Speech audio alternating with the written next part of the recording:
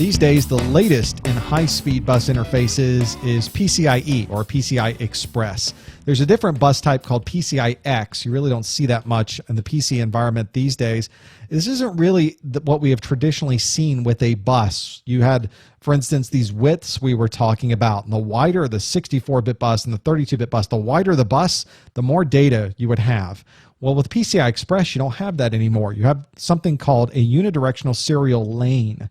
And as I mentioned before, these lanes of data, you would have a by 1, by 2, by 4, by 8, by 16, by 32. The more lanes of traffic you set up, the more data you would be able to transfer. You didn't send everything down that connection in the wider it got. We were running out of real estate, essentially. Each lane in this PCI Express 1.1 allowed 250 megabytes per second in each direction in this serial connection. So you're able to get on a by 32 connection up to 8 gigabytes per second going in each direction. The new format of PCI Express came out 2.0 and 2.1, which just doubled those numbers. So a huge amount of throughput. This is what we've needed for our high-speed graphics interfaces and some of these high-speed devices we put in our environment. There is a PCI Express 3.0, not out quite yet when we've made this video, but you can see huge amounts of throughput. When you can get 16 gigabytes per second transferred through a system with PCI Express 2.0 and 2.1, you're really moving quite a bit of traffic through your system. You've got this PCI Express, you've got this by 1, so you've got one lane going up and one lane coming back. So it's communicating unidirectionally. One side is going one direction, one side's going the other. If we need a bigger amount of throughput, we would just add more slots. So by doing that, we simply add 3 more lanes. Now I've got a by 4. I've got a PCI Express by 4 that's now transferring 4 times as much data. So it's very easy to expand the capabilities of PCI Express. And we'll even see this if we look at our motherboards. You'll see a 1 by slot. Here's a little 1X. You'll see the 16 by slot. It's got 16. It's much bigger. And here are some of the traditional PCI. So the PCI Express a little bit bigger, and you can see we're going to transfer a lot more traffic that way versus perhaps a 1 by slot. What's interesting about this is if you only need one lane, then you can create an interface card with a very, very small interface on it. For instance, this is a serial type card that is a PCI Express 16-port RS-232 card. Doesn't require a lot of throughput, so you can get away with just having this tiny little interface at the end of the card. Video cards that need more throughput would have a larger number of interfaces at the bottom. It's a wider set of interfaces that plug into, for instance, the 16-lane slot, for instance. So you'll run into that quite a bit whenever you're looking at PCI Express. It'll have different sizes, and that's why. There's a couple of other slots that are important to keep in mind for the A+ exam. You don't really see these much on traditional motherboards these days, on the most modern motherboards, but you see it on some of the older legacy systems. At one time, we didn't have an interface on our motherboard for the network. We didn't have interfaces on our motherboard for a modem. And to be able to get around and standardize on interfaces directly on the motherboard, we created something like this called an AMR bus. This is an audio modem riser, and this is a picture of what an AMR might look like. It was a very specialized expansion slot, and it was really designed to plug in an audio or a modem type hardware into a very standardized format. So we didn't have to have something that was taking up a full slot that we could have used for something else in our motherboard. Another type of riser that came right after that is called a CNR, or Communications and Networking Riser. We realized we needed something that supported more than just audio and modems. We needed network connectivity as well.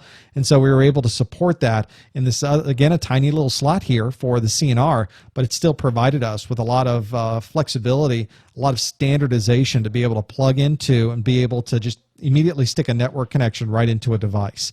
Ultimately, both those AMRs and CNRs were phased out pretty quickly, relatively speaking, because we were able to put all of that right on the motherboard. Really didn't need these standardized slots in our systems anymore. If you're on a laptop, you obviously don't even have the choice. There's no way to get into your machine. It won't fit a full-size PCI card or PCI Express card in there. So we needed a specialized set of expansion cards just for laptops. So we came up with the PCMCIA. This is a Personal Computer Memory Card International Association. And they created something called the PC card. And this PC card, there were different types. There's a Type 1, a Type 2, a Type 3, and ultimately a card bus type card. And they were different sizes and allowed for different buses and different different speeds. If you looked at the cards themselves, right on the end of the card, they all look to be a similar size, but there were these little slots at the end, these little keyings at the end, and depending on the type of keying you had, really showed the type of card that it was. And so you couldn't plug in a card to a laptop that wouldn't support that card type because it wasn't keyed properly. It wouldn't allow that card to go in there. So as you know, when you slid in the laptop and that card wouldn't fit, that laptop's not going to support card bus, or that laptop needs a different kind of PCMCIA card to be able to support it inside of that device.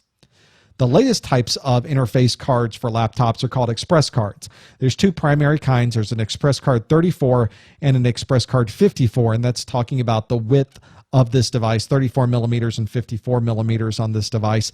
And that's what we're finding on our latest types. These are really higher speed. They're really designed as a type of PCI interface that fits into a card slot right on a laptop. And you'll notice what's nice on these 34 millimeter cards, they're much smaller than the older PCMCIA PC card or the card bus cards that we were traditionally used to dealing with. And so it took up a lot less real estate on a laptop. And for laptop and portable devices, that's pretty important. We've gone through a lot about these bus architectures on our computers. Let's see what we can remember on these expansion slots. Which bus architecture supports speeds up to 16 gigabytes per second? Well, that had to be one of the more recent types of interfaces, and that is indeed the PCI Express version 2.0 and later supported those higher speeds. Which bus architecture was designed specifically for video? This came out in the Pentium 3 time frame, somewhere around there, and it was called the Accelerated Graphics Port. Don't see many of those anymore, but really useful video format when it was available. And what is a single communications path called in PCI Express? Well, just like we're driving down the road, that would be a lane of communication. Well, that covers what we needed to know with bus architectures and expansion slots. We've gone through the PCI, the AGP, the PCI Express, our AMR CNR, and finally for laptops and portable devices, what we would think about with PCMCIA. If you'd like to watch any of our A+ videos, it's absolutely free. Come to our website, participate in our message boards, much more. We got a lot there, and you can find it all at freeaplus.com.